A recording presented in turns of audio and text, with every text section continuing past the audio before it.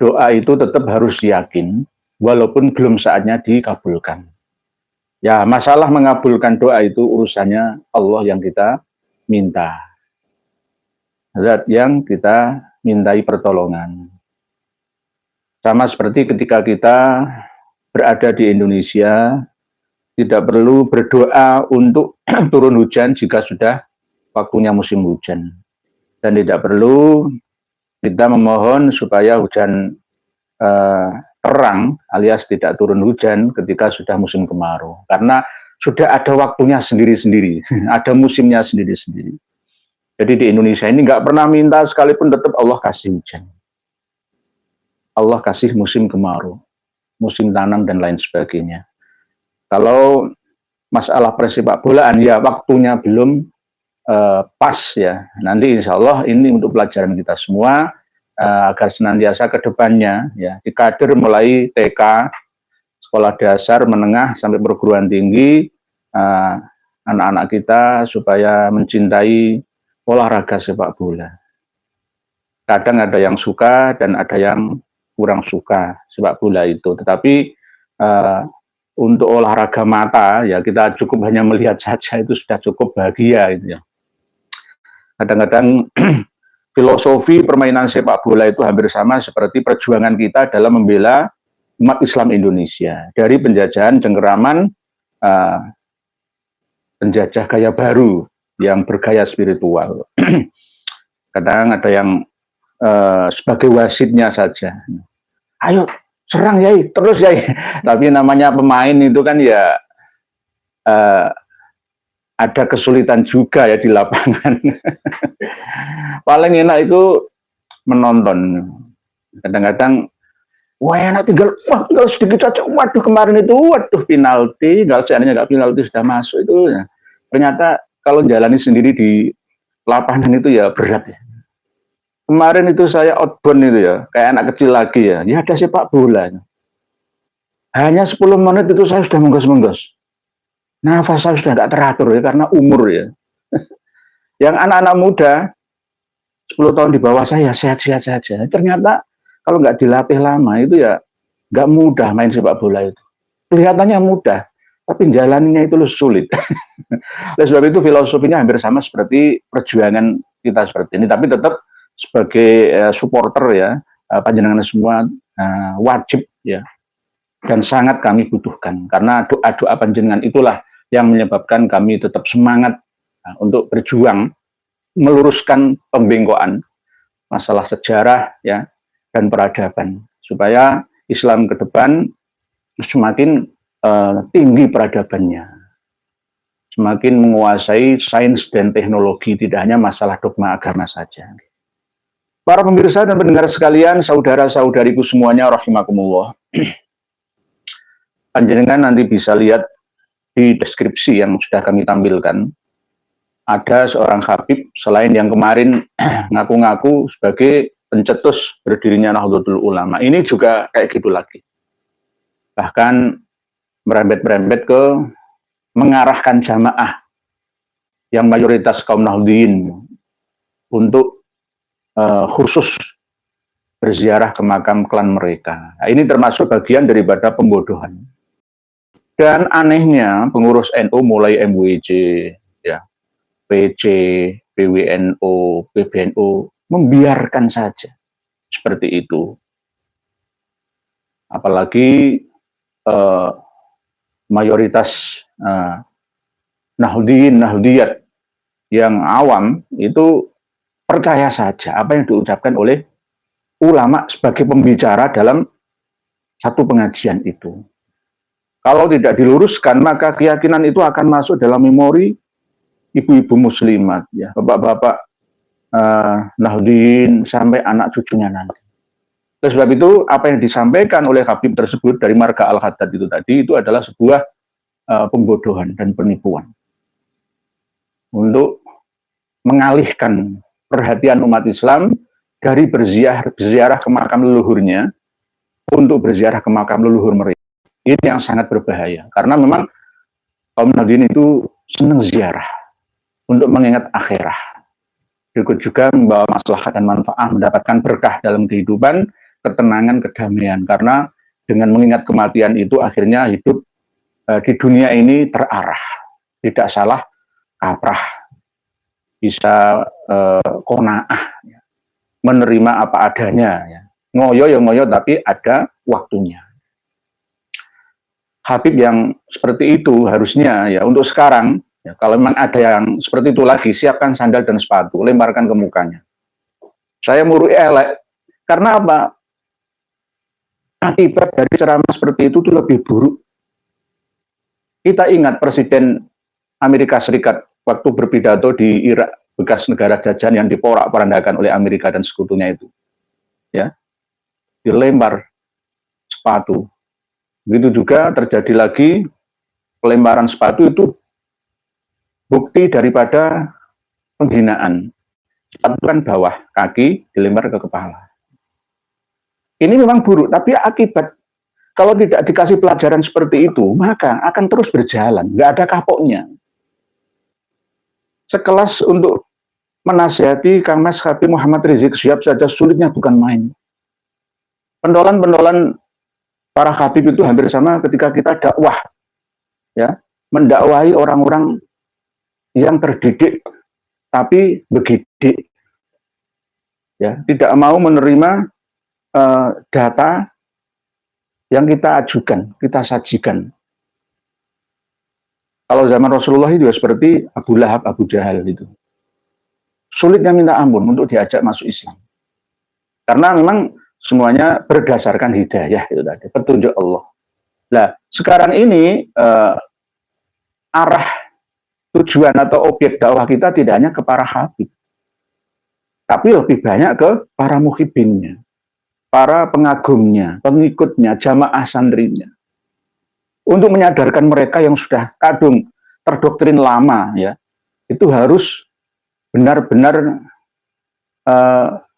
telaten, ya, menyampaikannya.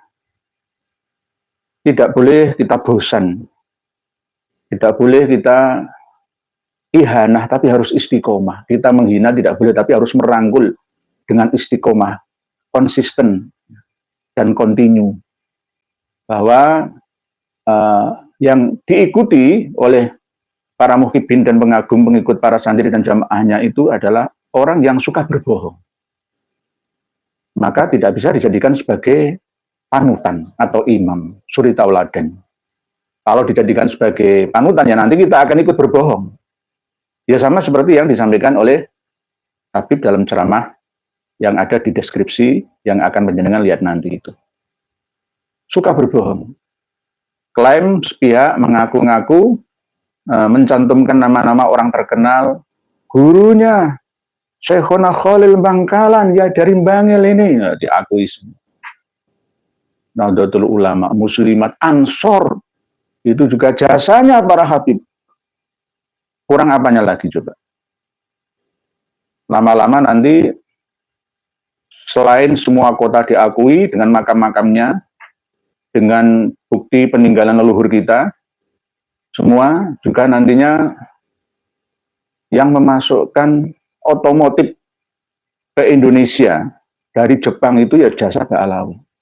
Karena Mbak Alawi ngasih saran ke Bung Karno untuk menikahi, ya, seorang putri dari Jepang yang bernama Putri Soekarno itu, yang sekarang masih hidup, ya. Dan akhirnya secara besar-besaran Toyota, Suzuki, Honda, Kawasaki, Mitsubishi, ya, masuk ke Indonesia. Dan kita nikmati sampai sekarang. Itu adalah jasanya para habib. Jasanya Al-Haddad. Nanti akan seperti itu. Bung Karno nanti akan menjadi Al-Hadji. Pak Harto akan menjadi ya Asegaf lah nantinya. Kalau kita diam saja. Oleh sebab itu kita harus bicara, menyampaikan dan meluruskan dari pembengkokan sejarah ini secara kontinu dan terus-menerus. Kami mohon doa dari panjenengan semua, semoga kami diberikan kekuatan lahir dan batin untuk perjuangan ini. Tidak hanya melalui media elektronik seperti ini, tetapi tetap kami pun akan door to door, bergerilya kemana-mana. Yang paling berat itu bukan saya, justru para kiai, ustadz, guru ngaji, santri-santri yang berada di bawah. langsung merasakan intimidasi dari para Habib dan pendukungnya. Baru-baru saja ya, Ahad kemarin itu di Bekasi juga terjadi intimidasi. Dan bahkan persekusi mengarah ke kriminalisasi. Jadi yang ikut terkena imbasnya itu tidak hanya kami yang berbicara di media ini, tetapi juga kalangan umat Islam yang ada di bawah. Oleh sebab itu, la tahzan, innallaha ma'ana. Jangan takut. Jangan takut. Sekarang sudah ada PWI dan LS di mana-mana. Jadi tidak ada kata takut lagi dalam memperjuangkan, memurnikan ajaran Islam. Tidak hanya klaim Islam itu milik golongan dan klan tertentu saja. Kita membela marwah nama baik Rasulullah Shallallahu Alaihi Wasallam jangan sampai dicemarkan, dikotori ya oleh orang-orang yang tidak bertanggung jawab, yang menjual nama Nabi Muhammad Shallallahu Alaihi Wasallam, padahal justru untuk berkhianat terhadap agama yang dibawa oleh beliau Rasulullah Shallallahu Alaihi Wasallam. Ini sangat berbahaya. Jika di luar Indonesia tidak ada gerakan seperti ini, itu wajar karena memang para habaib itu tidak begitu memiliki kedudukan di luar Indonesia sana. Hanya di Indonesia. Hanya di Indonesia. ODGJ aja seperti India itu dihormati, diagungkan. Nah, di Indonesia para habib pun juga dibegitukan. Nah, nanti kalau kita menyampaikan dengan penyampaian yang sulit dipahami oleh awam, orang pada umumnya, ya, kalangan bawah, mohon maaf, itu nanti kita malah justru disalahkan. Sejak kapan orang-orang NU tidak menghormati dzurriyyah Nabi itu? Menghormati dzurriyyah Nabi yang sebenarnya, bukan yang palsu adanya. Di hari Raya Idul Fitri kemarin gitu ya, sempat ada koror wal bayan lagi dari Said Mahdi Rojaikum Iran, yang katanya dari pendukung klan Ba'alawi itu mengatakan dan mencantumkan sekaligus memperlihatkan tulisannya, ada stempelnya, ada tanda tangannya Said Mahdi Rojai, pengarang kitab Al-Muqidun itu, dan penyalin kitab As-Syajarah Al-Mubarakah, penyalin kitab kitab-kitab nasab ya dari Maktabah Al-Mar'ashi Iran sana. Itu tak meragukan, tidak ada sedikit pun keraguan bahwa Imam Alwi itu adalah anaknya Imam Ubaidillah bin Ahmad Al-Abbah. Nah, ini mengandung tata bahasa sastra yang tinggi. Ya benar memang. Tidak mengingkari bahwa Alwi itu putranya Ubaidillah bin Ahmad Al-Abbah. Benar, Alwi putranya Ubaidillah. Tetapi Ubaidillah bukan putra aslinya Ahmad Al-Abbah. Nah, ini kalau orang yang nggak ngerti balaghah ya, wah, betul. Ya, Said Mahdi Rojai itu ya pinter mengolah kata, kalimat. Jadi benar, Alwi itu putranya Ubaidillah. Sama dengan kalau di Indonesia, saya percaya bahwa para habaib yang ada 127 klan marga itu keturunan dari orang-orang Hadrami, Yaman sana. Sebagian campuran dengan orang-orang San'a, Aden. Tidak hanya dari Hadrami saja, tapi dari Yaman secara keseluruhan. Saya percaya. Ya, campuran ada Arab Yaman juga, ya, ada asli orang Yaman, tapi ada yang juga dari pindahan Irak, ya, perantauan. Jadi saya percaya, ya, sama dengan itu. Tapi saya tidak percaya kalau Ba'alawi yang tergabung dalam ikatan Robito Alawiyah itu benar-benar dzurriyyah biologis Rasulullah Shallallahu Alaihi Wasallam. Karena apa? Sejarah tidak membenarkan itu. Kemarin malam kan sudah saya sampaikan.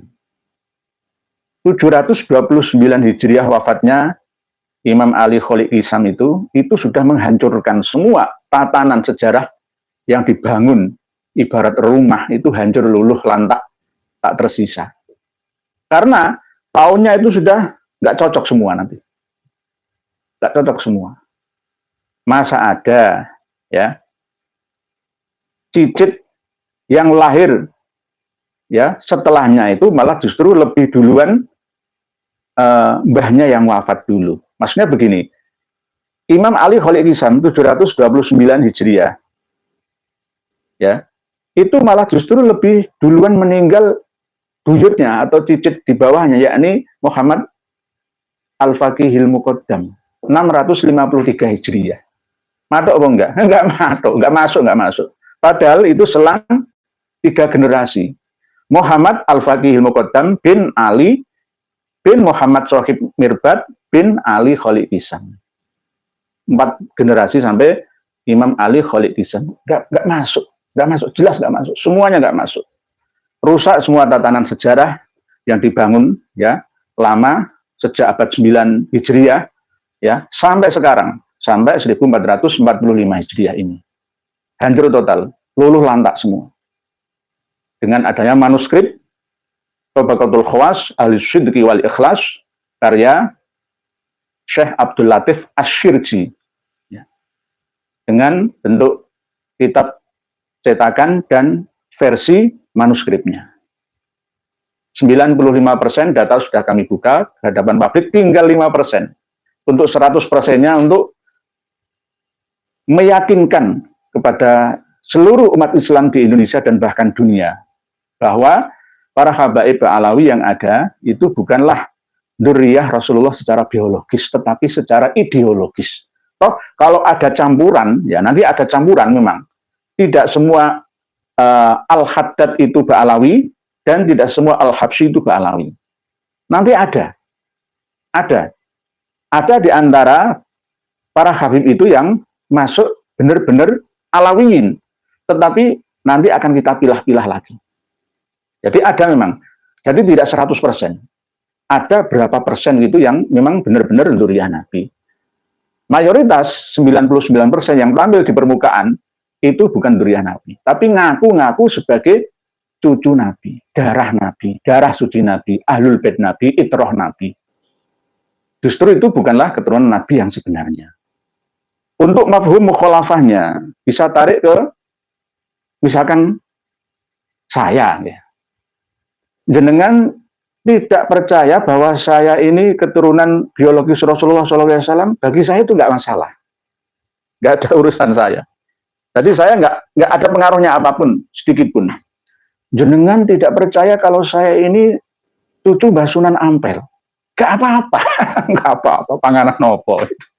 Seandainya saya mempercayainya sendirian, ya nggak apa-apa, itu urusan saya. Tapi tidak perlu itu saya sampaikan ke hadapan panjenengan semua dan bahkan memaksa panjenengan supaya mempercayai keyakinan saya. Nah, sama dengan itu, kami tidak memaksakan itu. Sayyid Zulfikar Basyaiban juga begitu. Yang sekarang berubah menjadi Sayyid Zulfikar Asy-Syaibani ya, Al-Hasani ya, itu tidak pernah mengaku saya sebagai cucu Nabi, enggak seperti itu. Oleh sebab itu kita ambil contoh lah para wali dulu yang berjuang di negeri ini. Mereka bisa mengislamkan kita ini karena keikhlasannya, ketulusannya, dan tidak pernah mengunggulkan klannya atau mengandalkan nasabnya. Tetapi berdasarkan perjuangannya, keikhlasan, kesabaran, dan kenyataannya, ketulusannya, ya, keikhlasannya itu. Para pemirsa dan pendengar sekalian, rahimakumullah, kembali kepada tema melarang umat Islam untuk ziarah ke makam selain makamnya Habib. Nah, ini termasuk bagian daripada menyesatkan umat Islam, khususnya kaum Nahdliyin, Nahdlatul Ulama. Tidak boleh ziarah lagi ke makam-makam selain makamnya Habib. Ya menurut saya, nah, itu adalah sebuah kejahatan spiritual, karena menggiring dan mengarahkan umat Islam sesuai dengan kemauannya. Padahal sebenarnya ziarah itu yang bagus ya ke makam orang tua kita, mbah kita, buyut canggah kita, lalu ke guru-guru kita, kiai-kiai kita, lalu ke wali songo, mungkin setahun sekali, 5 tahun sekali, atau 10 tahun sekali, kalau ada waktu dan biaya. Begitu juga kadang-kadang ziarah ke makam pahlawan yang ada di setiap kabupaten. Ya, karena jasa-jasanya yang telah memerdekakan ya anak cucunya ya kita semua. Tidak hanya ziarah ke sana, mungkin setahun atau 5 tahun sekali pas umroh ziarah ke makam Rasulullah Shallallahu Alaihi Wasallam. Jadi Habib tersebut itu termasuk apa ya, orang yang tidak bertanggung jawab. Tidak bertanggung jawab karena dikasih amanah oleh panitia untuk berceramah. Kok malah menyampaikan materi ceramah yang tidak bisa dipertanggungjawabkan kebenarannya. Menyesatkan sejarah berdirinya Nahdlatul Ulama. Melibatkan klan-klan mereka. Tanpa klan mereka, Nahdlatul Ulama, Muslimat, Ansor, ya, barisan Ansor Serbaguna, ya, tidak akan bisa berdiri tanpa mereka. Nah, ini bagian daripada penyesatan sejarah. Ini kalau dibiarkan oleh struktural Nahdlatul Ulama, ya, maka NU akan digerogoti dari bawah. Dan akan luluh lantak, hancur tak berbekas nantinya. Nah, ini harus kita antisipasi bersama. Jangan sampai perahu yang sama-sama kita naik ini dibocorkan dari titik satu ke titik yang lain, sisi satu ke sisi yang lain, lalu nantinya akan tenggelam, ya. Tenggelam bersama kita. Demikian, wallahu a'lamu bis-shawab, akhirul kalam, wassalamualaikum warahmatullahi wabarakatuh.